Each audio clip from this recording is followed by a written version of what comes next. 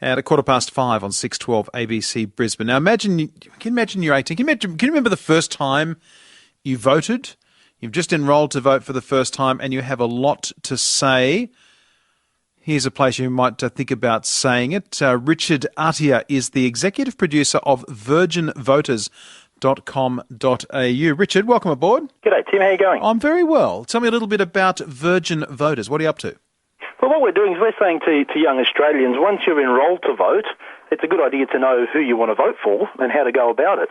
So when I was 18 a few years ago now, I really didn't have any clue. I thought I had two parties to choose from, and I really didn't know what to do once I was given this little green piece of paper and this big white piece of paper. So we thought, wouldn't it be a cool idea to put together a website where first-time voters could come and look at all of their voting options, where all of the parties are sort of listed in one place, and they're telling me what they're about, and I can see their logo and see how colourful and bright they are. And also, it'd be pretty cool to know if once I turn up at the polling day, if someone gives me a green piece of paper, what do I have to do? And also the big one. So what we want to do is say to young people, yes, enrol to vote, but then check out virginvoters.com.au and work out who you want to vote for and how to go about it. How have you compiled or aggregated that data, that information that's on the website? Yeah, what we've done is we've contacted all of the political parties in Australia. Now, we started back in February when there were only 36 registered. There are now something like 53 political parties to vote for, or to choose from, I should say. And we've invited them to supply us with their logo and, in their words, a 200-word description of their core values. When they've given us their logo and their core values, we've put it up on our website. And for the parties that haven't given us any information, well, we haven't put any information for them on at all. So for any parties who want to connect with young Aussies, the information that they've given to us is there on the website. Have you had much interest? Yeah, it's been quite interesting. You know, we've had people all over the country get in touch with us.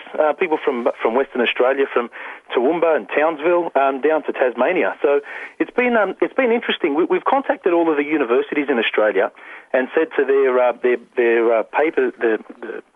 their writers to send some articles in, and we'll publish them on our website. The idea being that 18 to 21-year-olds probably more inclined to resonate with 21 to 25-year-old writers instead of some of the mainstream media writers.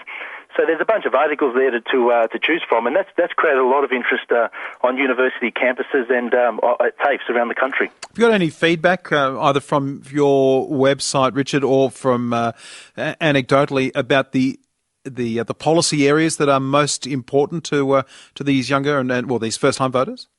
Yeah, we have. You know, we've got video teams around the country, and what they're doing is going around shopping centres, university campuses, wherever 18 to 21-year-olds, and we're asking them, what's the most important issue to you?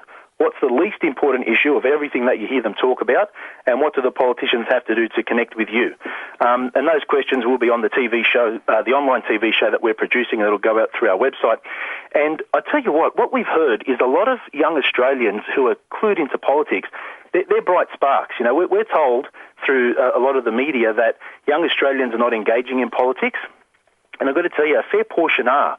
The issues that they're saying were surprising to us. They're saying education funding is important to them. A couple of young fellas in Western Sydney were asking, why do we even need Gonski? I've gone through school and I've turned out pretty good.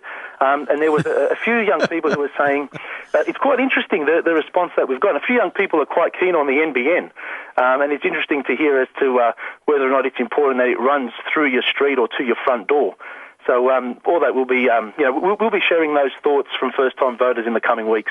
Now that is an interesting thing, and just on that question of engagement, what are you hearing about that? And when you hear someone like Caroline from the Electoral Commission talking about the fact that there hasn't been as much engagement as you would want them, and I presume you're the same as me, and I couldn't wait to vote for the first time. But do you think that perhaps that's something that comes back to the parties, perhaps, that they need to change the way they're targeting younger voters, endeavouring to engage younger voters? Well, you know what's an interesting thing? An interesting fact about this election is first-time voters make up around about 6% of the voting population, right? And going off the last election and the AEC documents, the statistics that have been released, 68 seats will change hands with a swing of 6% or less. Now, when you sort of, for those of us who are across politics and we know how it works, that's quite a big number. You know, first-time voters can determine the outcome of the next election. What we're finding is when we ask young Australians, why are you not engaging with politics, or why do you not want to, they simply look at us and say, it's just not relevant to me. Now, of course, you and I know, and I presume most of your listeners know, that it is relevant. The issue is that it's not being presented as relevant. And so that's where, that was one of the holes that we saw in the marketplace, to say, hey, young Australians, what do we have to do to make voting relevant to you? Richard Attia is the executive producer of virginvoters.com.au.